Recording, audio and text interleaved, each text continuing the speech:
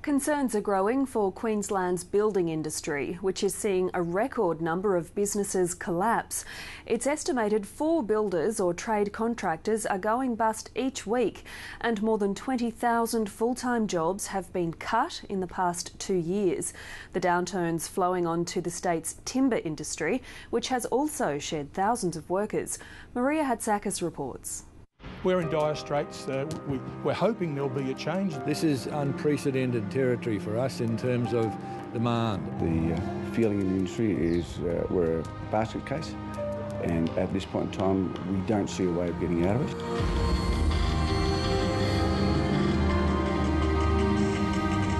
Construction of new homes is down across most of the state.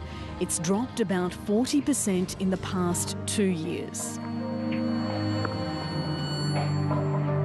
We've lost 24,000 full-time jobs. We don't seem to get the same sort of attention because of that, because of our subcontract system.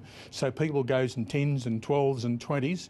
But if it was a factory of 240 people every week for 2 years, which is what the equivalent of, I think there'd be a lot more attention paid by government.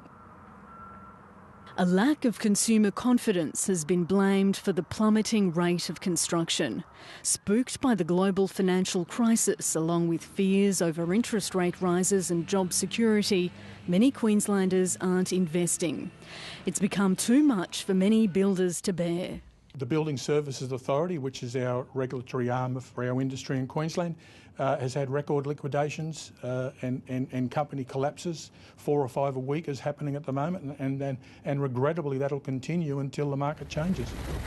The figures are alarming. The state's far north and the Gold and Sunshine Coasts have been hardest hit. Construction of new homes in far north Queensland and the Gold Coast dropped 37% in the past financial year. In the Sunshine Coast, it fell 32%. We've probably downgraded our subbies by about 200 subbies than what we have. We've had to let go a site supervisor, and we've cut our hours back in the office for office staff as well. Brian Maloney has been building homes in Brisbane for more than 25 years. We're fighting for every deal that's out there at the moment. We know there are still some buyers out there, but there's not a lot of buyers out there. He's still going, but every day he's being approached by others in the industry who aren't.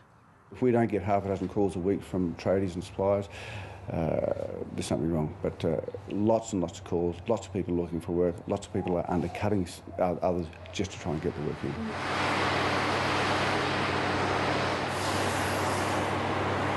The ripple effect from the slowdown is now making things tough for the state's timber industry too.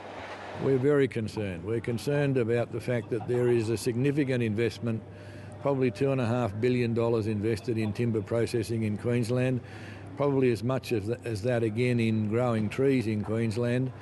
And if we lose our market to the extent where imported timber comes in from countries that have lower labour costs than we do, then we're going to find our domestic industry will collapse.